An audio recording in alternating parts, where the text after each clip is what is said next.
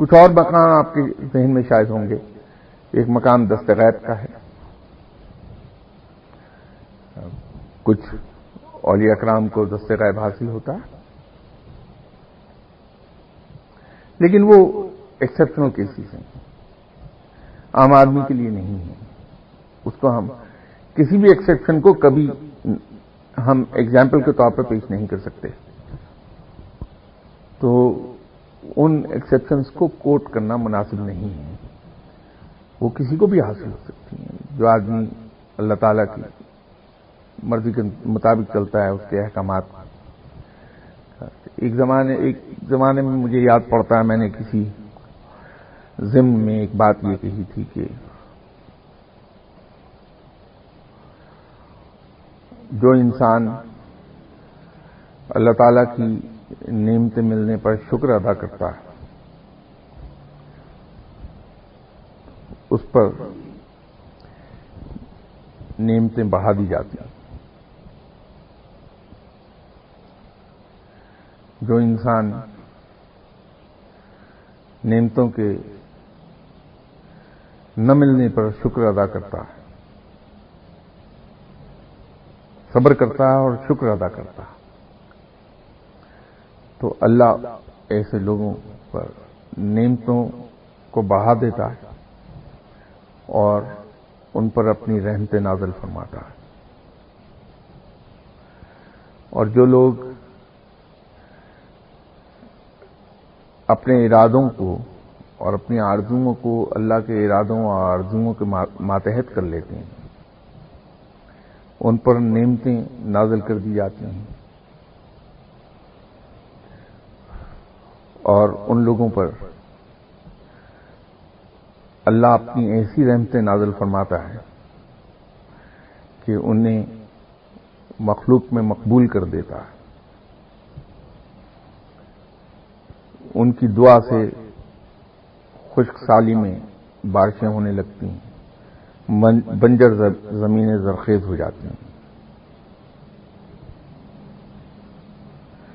اور یہی لوگ ہیں جو اللہ کے نزدیک ہیں. آج اس میں ایک جملہ اور عرض کر دوں، اور یہی لوگ ہیں جن کو اللہ غیب سے رزق عطا فرماتا ہے. لیکن شرط یہ ہے کہ پہلے اس مقام پر جایا جائے کہ جہاں ہم اپنی آرزوئیں اور اپنی ارادوں کو اللہ کے ارادوں اور آرزوؤں کے ماتحت کر دیں. اگر ہم اپنی روزمرہ زندگی میں اپنے ارد گرد نظر ڈالیں اور اپنے رویے پر نظر ڈالیں تو ایک بڑی، اور اس کو تھوڑا سا گہرائی سے ہمیں دیکھنا پڑے گا اور غیر جانبداری سے، تو بڑی ایک عجیب و غریب سی چیز نوٹس ہوتی ہے کہ زبان سے ہم جو کچھ بھی کہتے ہوں، لیکن عملی طور پر معاذ اللہ مجھے معاف فرمائے جسارت کے لیے، کہ لگتا یوں ہے کہ ہم بجائے اللہ کے ارادوں اور آرزوؤں کے ماتحت ہونے کے اپنے ارادے اور آرزوؤں کے ماتحت کرنا چاہتے ہیں رب کے ارادوں اور آرزوؤں کو، کہ فلاں کام ہمارا فلاں دن تک ہو جائے، ہمارے بچے کی شادی فلاں ڈیٹ تک ہو جانی چاہیے، ہماری ترقی فلاں وقت تک ہونی چاہیے، آج ہماری ترقی ہو جائے، آج مکان بن جائے، آج فلاں کام ہو جائے، آج یہ فلاں کام ہو جائے. اور اس کے نتیجے میں عالم یہ ہے کہ ہم میں سے ایک بہت بڑی اکثریت یا تو اس وہم میں مبتلا ہے کہ ہم پر جادو ہو گیا جو ہماری خواہشات اور آرزوئیں پوری نہیں ہو رہی، یا اس میں مبتلا ہے کہ ہمارے مخالفین نے ہم پر تعویذ کر دیا ہے،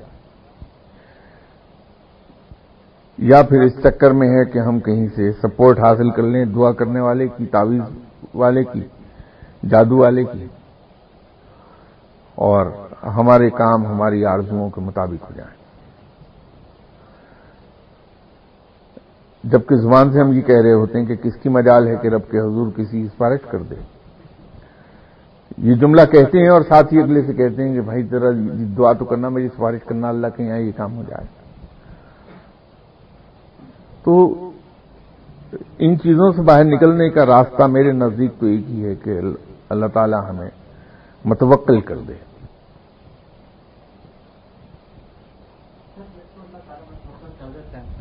وہ سر ایک ایسا ایک پائپ لائن نہیں جس سے گزر، ایک قسم آپ یہ ٹریننگ فیلڈ ہے، یا یہ کہہ لیں کہ آپ کا ایک ایسا فیز ہے جس طرح کہا جاتا ہے کہ the best time of your life is the toughest time what you face. اگر آپ بیئر منیمم کے ساتھ وقت کچھ ایسا گزارا کرتے ہیں تو اس کے بعد ہی آپ کے لیے اور راہیں کھلتی ہیں اور آپ پہ انعامات یا اکرامات کی نزول شروع ہو جاتے ہیں. اب یہاں پہ آپ کو کسی گائیڈ کی ضرورت پڑتی ہے.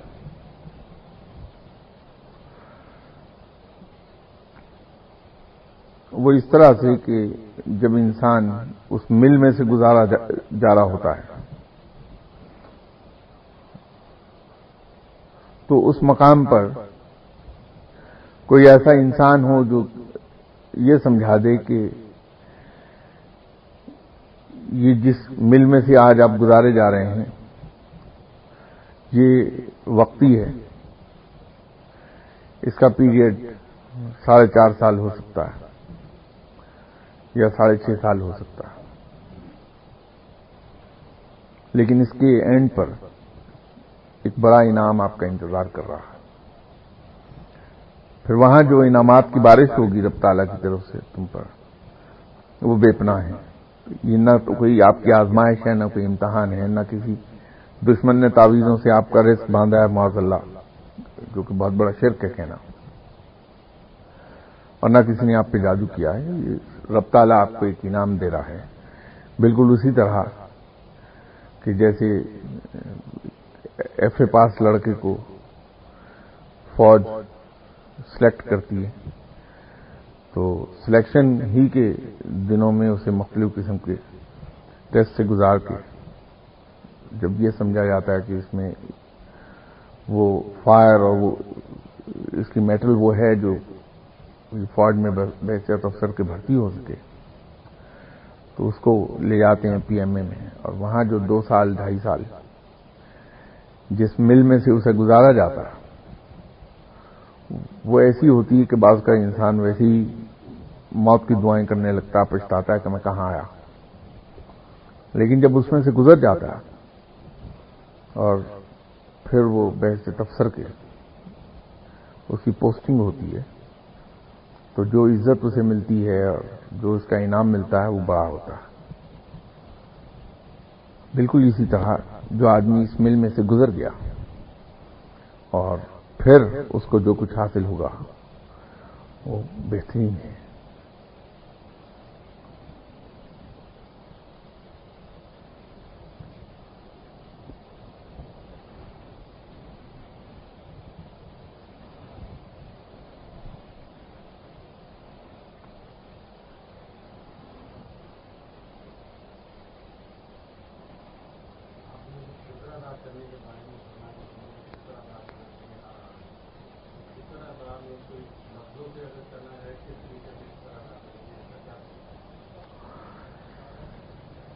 سب پہلی بات تو یہ ہے کہ رب تعالیٰ کو الفاظ سے کوئی دلچسپی نہیں ہے،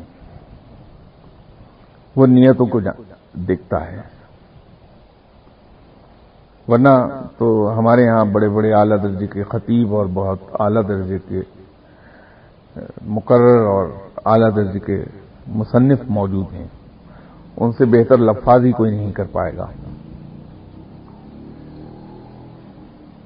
بات یہ ہے کہ دیکھیے اس سلسلے میں ایک دن پہلے بھی شاید میں نے کوٹ کیا تھا، ایک زمانے میں بہت دیر پہلے میرا یہ وقت تھا جب میں گورنمنٹ آف پاکستان کے لیے کام کر رہا تھا، تو انہی دنوں میں ایک صاحب کے پاس جا کے بیٹھا کرتا تھا، میرے مرشد رحمت اللہ علیہ صاحب تھے. دنیاوی لحاظ سے وہ غیر تعلیم یافتہ تھے، دنیاوی لحاظ سے.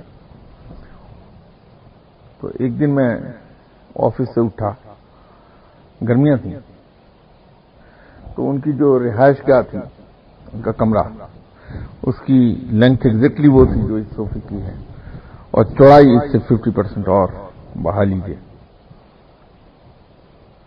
غالباً وہ 3.5 فٹ بائی 5.5 فٹ کا کمرہ تھا، جس میں وہی ان کا ڈرائنگ روم، وہی بیڈ روم، وہی ٹی وی لاؤنج، وہی کچن اور وہی اسٹور روم ان کا تھا. تو میں آفس سے اٹھ کے آیا اور آفس آبویسلی ایئر کنڈیشنڈ تھا اور گاڑی بھی ایئر کنڈیشنڈ تھی. تو مجھے گرمی ذرا زیادہ محسوس ہوئی ان کے کمرے میں آ کے بیٹھ کے. تو میری زبان سے بے اختیار یہ بات نکل گئی کہ حضور آج گرمی بہت ہے. اس قدر شدید غصے کے عالم میں نے انہیں اس دن دیکھا اور جو ان کے منہ میں آیا انہوں نے مجھے کہہ دیا برا بھلا. اس کا لب لباب یہ تھا کہ تمہیں یہ حق کس نے دیا کہ تم اپنے آقا پر انگلی اٹھاؤ؟ یہ گرمی مالک کی طرف سے ہے. تم تو ایک ادنا غلام ہو. ایک ادنا غلام کو کوئی حق نہیں کہ وہ اپنے آقا کی کسی حرکت پر اعتراض کر سکے. تو اس دن کے بعد سے توبہ کی کہ آئندہ کہوں گا نہیں. یہ شاید 79 کی بات ہے. تو الحمدللہ آج تک تو زبان سے نکلا نہیں کبھی. یہ شکر ہے کہ جہاں انسان یہ سمجھنے لگتا ہے کہ وہ مالک ہے اور میں اس کا ادنا سا بندہ، وہ آقا ہے اور میں غلام ہوں، تو اپنی پستی کا احساس رہتا ہے اور اپنے آقا کی بلندی کا احساس ہر وقت سامنے رہتا ہے. تو اس کے سامنے نظر نہیں اٹھتی چاہے وہ کچھ سلوک کر لے. یہ ہے شکر.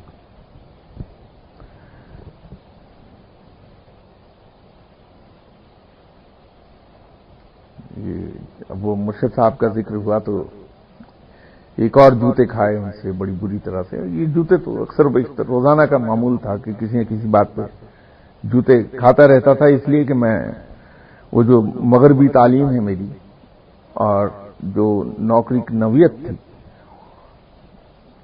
وہ کچھ اور سکھاتی تھی مجھے، اور بندگی کے تقاضے کچھ اور تھے. تو میں اس معیار پر فٹ نہیں بیٹھتا تھا. مرشد صاحب کو احساس یہ تھا کہ ان کے پاس وقت زیادہ نہیں ہے، اس تھوڑے سے وقت میں میری ٹریننگ کرنا ہے. کیونکہ ایک بار ان کی زبان سے نکل گئی بات کہ تمہاری شکل تو بہت دیر پہلے دکھا دی گئی تھی کہ تمہارا حصہ میرے پاس ہے، لیکن تم نے آنے میں دیر بہت کر دی. تو اس وجہ سے وہ چاہتے یہ تھے کہ میری ٹریننگ جتنی جلدی ہو سکے وہ کر دیں. تو ایک بار کبھی کبھار ایسے موڈ میں آتے تھے کہ اپنے وارداتوں کا ذکر شروع کر دیں. عام طور پر زبان نہیں کھولتے تھے. تو وہ غالباً وہ بیان کر رہے تھے اپنی ایک واردات کا. تو میں بہت ہی توجہ سے اسے سن رہا تھا. اس میں اس قدر غرق تھا کہ مجھے اندازہ نہیں ہوا کہ میں نے بیٹھے بیٹھے ان کی تسبیحیں لٹک رہی تھیں شاہ صاحب کی. تو ان کی ایک تسبیح کہیں ہاتھ میں پکڑ لی بے خیالی میں اور اس سے کھیلنے لگ گیا. پوری توجہ سے میں سن رہا تھا، سر تسبیح سے کھیلے جا رہا تھا غیر شعوری طور پہ. تو بڑے مزے سے گفتگو کر رہے تھے، بہت ہی پیار سے وہ باتیں کر رہے تھے.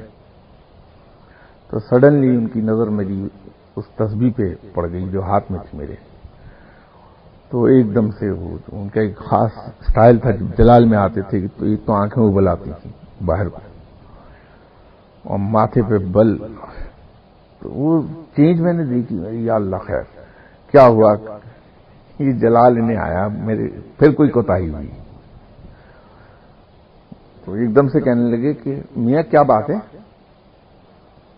یہ تم تسبیح ہاتھ میں پکڑتے ہو کہ لوگ تمہیں نیک سمجھیں اور تمہیں سلام کریں؟ تم یہ لوگوں سے سلام کرانا چاہ رہے ہو اپنے آپ کو نیک ظاہر کر کے. میں نے احساس کیا کہ واقعی تسبیح ہے میرے ہاتھ میں.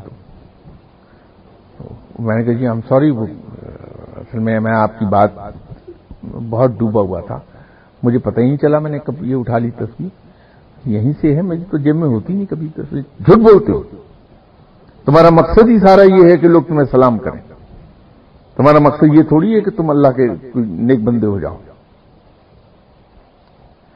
بہت دیر ان کی منت سماجت کی، ان کو یقین دلایا کہ مجھے تو پتہ ہی نہیں چلا کب میں نے تسبیح اٹھا لی. تو وہ ایسی ایک نصیحت ملی. بعد میں جب خلافت عطا کر دی تو ایک بار ہم پشاور کے ٹور پر تھے، وہاں کانفرنس تھی، وہاں گیا ہوا تھا. تو میرے ساتھ بیٹھ گئے گاڑی میں